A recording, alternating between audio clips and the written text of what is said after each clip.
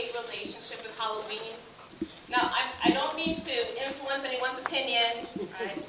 But when I first came to this country, as you heard Vicky mention, I'm originally from the Republic of Panama, Latin America. And I came to the U.S. at age 9.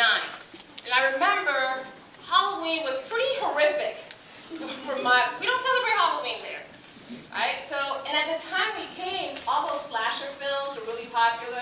So you had like Jason and the Mask and the machete, or you had Nightmare on Elm Street, and you had what's his name?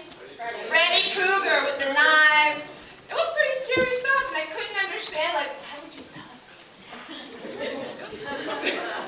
And I just remember it being kind of a traumatizing time. And plus, because my parents were like, we're not buying you any kind of costume so you can go beg for candy door to door. But my younger brothers were really like, okay, we want candy.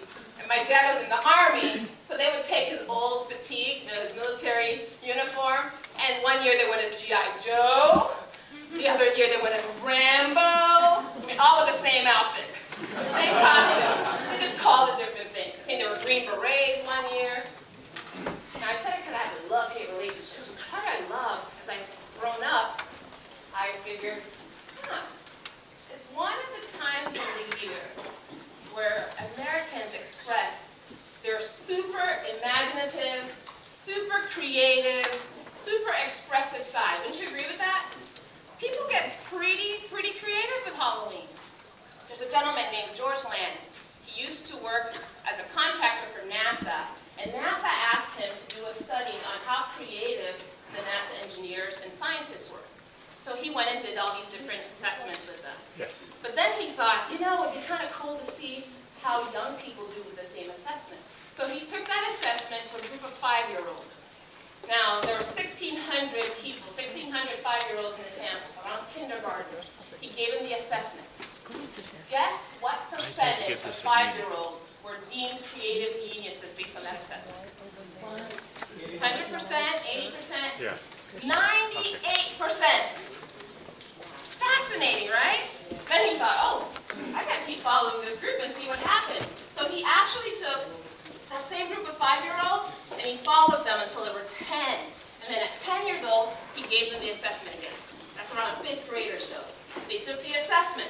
Guess what percentage this time, the same 1,600 sample, guess what percentage this time were deemed creative geniuses? 45. 45, 80? 30. 30. 32%. Wow. Shocking, right? So he didn't stop there, he kept going. Now he went and tested them at age 15. At age 15, guess what percentage of them were creative geniuses? 1%. Way down. 10%. 98, 32, 10%. Then he decided, I guess at this point the teenagers were like, we're not doing any more assessments, we're done. He actually took a sample of adults, of average adults, about 260,000 of them.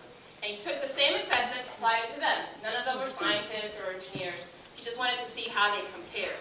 Guess what percentage of the average adult sample he had were deemed creative geniuses? 1%. Negative, how many you said it? 2. 0.95. 2%. 0.95, that's so specific. 2%. 2%.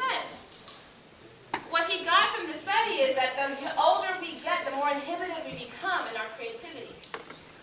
So this love that I have, this kind of love-hate relationship with Halloween, I really see that, man, how cool is it for at least one time in the year for the 2%ers to go all out.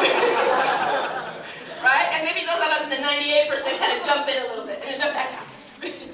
And I work with leaders all the time, and when you're looking for creative solutions or innovative solutions to problems, that's what it requires. Allow our senses to be stimulated by those that are going to be providing their speeches today.